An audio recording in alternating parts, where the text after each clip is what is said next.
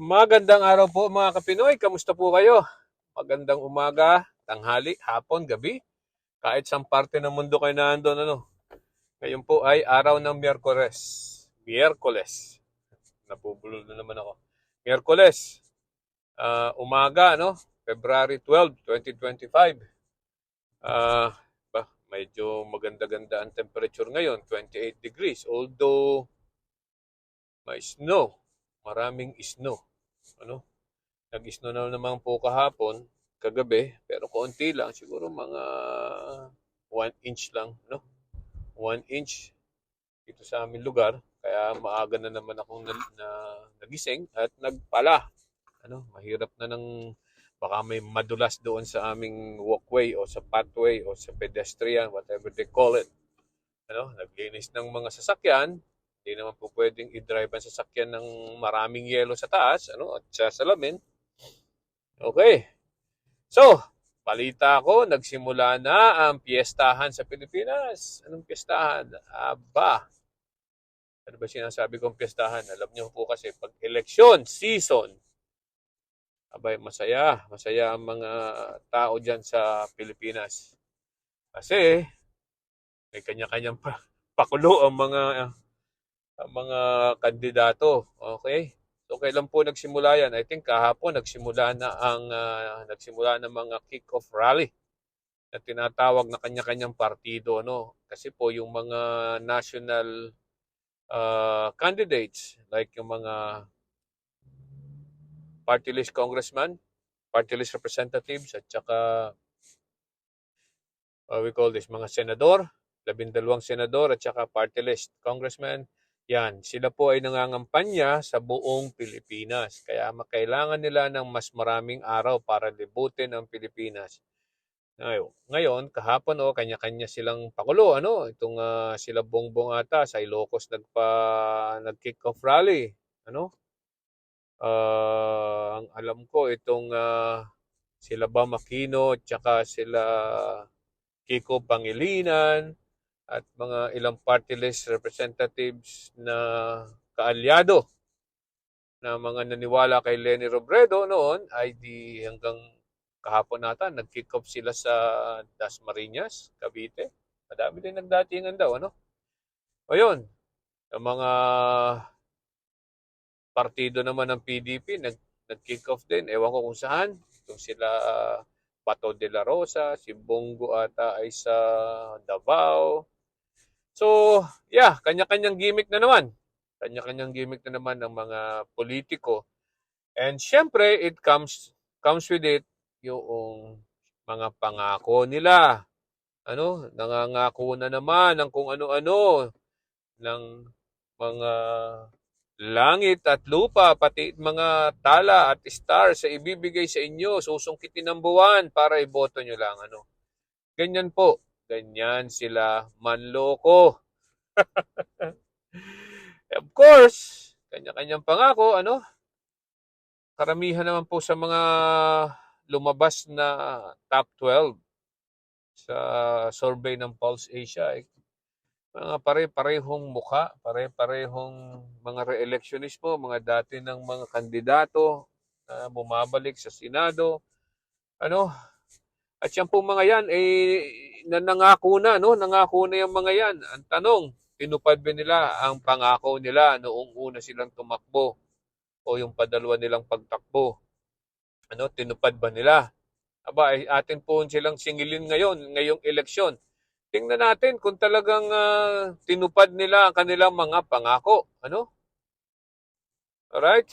Ngayon po, mangangako na naman sila. Ay natural. Hindi, sasabihin nila, gagawin nila ngayon ang kanilang pangako. Ay hindi na po.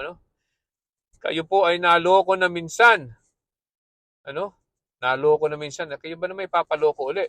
Kayo ba papayag magpaloko? Yan na naman.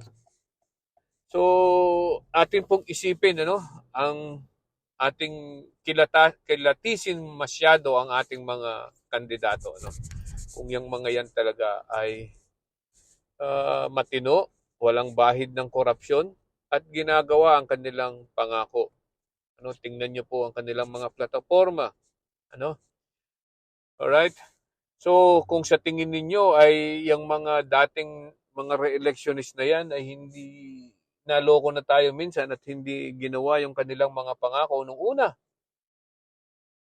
abay, wag na tayo magpaloko at tayo'y bumoto na ng iba. Ano, bigyan na natin ang pagkakataon yung iba na merong mga bagong ipinangangako, ano? Yung mga bagong mukha na malalaman natin, ano, kung talagang meron silang mga ideas, bigyan sila ng pagkakataong pumwesto. Baka naman po sakali, ano, baka sakali na gumanda ang ating bayan, ang ating ekonomiya. Ano, hindi po katulad ngayon ng palubog talaga ng palubog. Tapos iboboto na naman natin yung mga taong yung nagpalubog sa atin. Ano, yung mga corrupt na opisyal na yan. Ano. So, ang sa akin lang po, kung sa tingin nyo ay yung mga natakbo na re-electionist na yan na nasa top 12 ay nangako sa atin before na hindi naman natupad, ano, baka naman pwedeng pagbigyan natin yung mga bagong mukha. Ano, yung mga bagong mukha. Alright? Baka yung mga bagong mukha na yan ay may maitutulid, kung may pagtutunguhan ang ating bansa. Ano, diyan sa mga yan, baka gumanda ang ating bansa. Nasubukan na natin yung mga luma, hindi rin, lumubog tayo. Baka naman po pwedeng pagbigyan natin itong mga bagong mukha. Ano?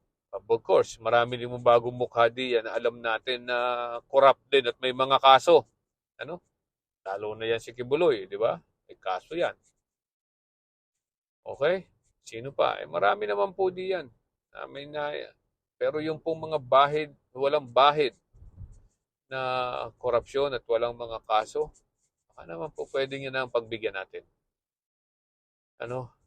Para matigil na po ang korupsyon. Alam niyo po ang korupsyon, meron pong tatlong bagay ang korupsyon na yan. Kaya lalong nagpapa nagganap at nagpapabaon sa Pilipinas sa utang, ano, ay ang korupsyon.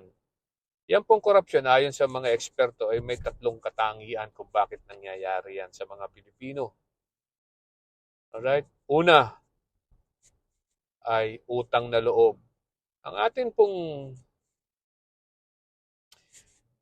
pong kultura, ano, sa Pilipinas ay masyado pong malakas ang utang na loob na pag may natulungan ka, tatanawin mo ng utang na loob yan. Habang buhay pa nga, gagawin mo tanaw ng utang na loob yan. Ano? Well, hindi po masama ang magtanaw ng utang na loob. Huwag lang naman pong sobra. Hindi po yung utang na loob na kahit alam mo ng mali ang ginagawa ng pinagkakautangan mo ng loob, ay iyo pa rin magsasawalang kibo ka na lang. Nagsawalang kibo ka po, talagang itutuloy nila. Kasi sasabihin, may utang na loob sa akin yan. Iboboto ako niyan. Pababayaan lang niya ako. Yan pong ganyang sitwasyon ay napakadelikado sa ating bansa, ano? At kahit po sa ating pang-araw-araw na pamumuhay. Makatulong man si Pedro ng isang beses sa iyo, nabigyan ka ng ganito kalaking pera, o kahit kaunti o malaki, whatever, eh, pababayaan mo na lang siyang gumawa ng kung anong-anong kalokohan. Kasi tinulungan ka, hindi po tama yun, ano? Tayo po itumindig at sabihin, kahit po may utang na loob tayo sa taong yun, wag nating pabayaan. Ano? At pag siya po ay isang politiko, eh wag na nating pagbigyan pa, ano? Tama na po 'yun. Tama na yung isang beses ano na ibinoto niyo, pagkatapos tama na kung nene yung kung may utang na loob ka diyan, tama na yung utang na loob, ano?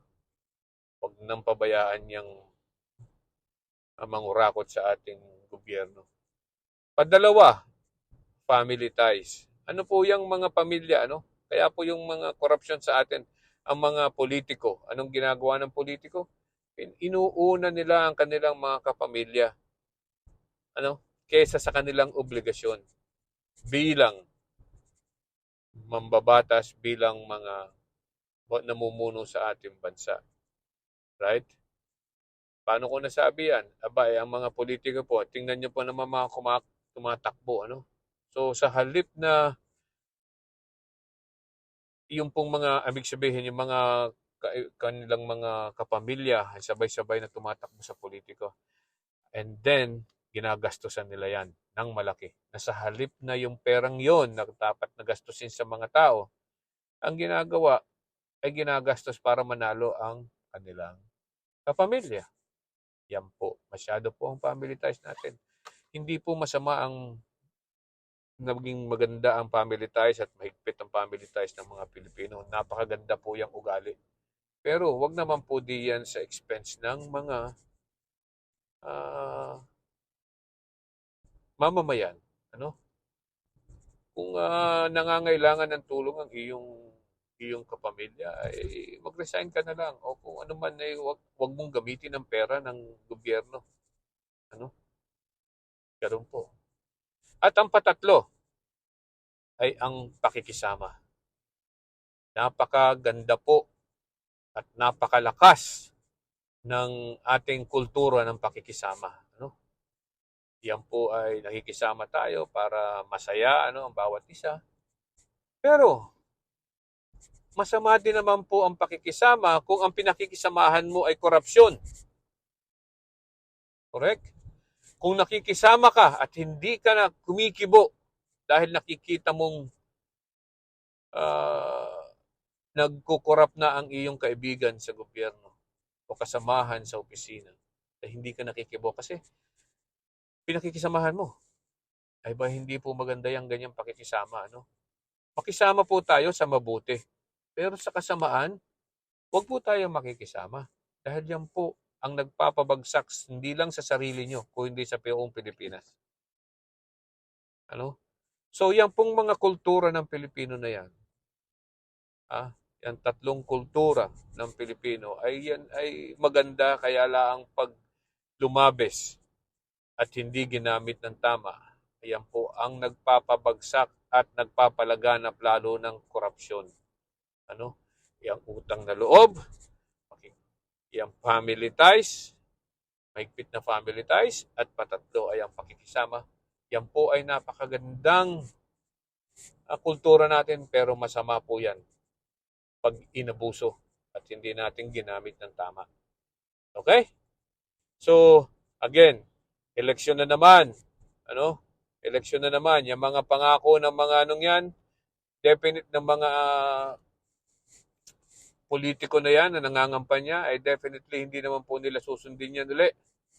Ano? Dahil yung mga re-electionist na yan, nakailang beses na yan. Dekada na yan. Ano? Hanggang ngayon po ay hindi pa rin dumaganda ang ating bansa. So, pagbigyan natin yung mga bago, atin pong isiping mabuti at kilatisin ang mga nasa nangangampanya na yan. Ano? Okay? Pag naloko na kayo minsan, wag na uli kayo magpaloko. Aba, tanga na kayo dyan pag kayo nagpaloko pa uli.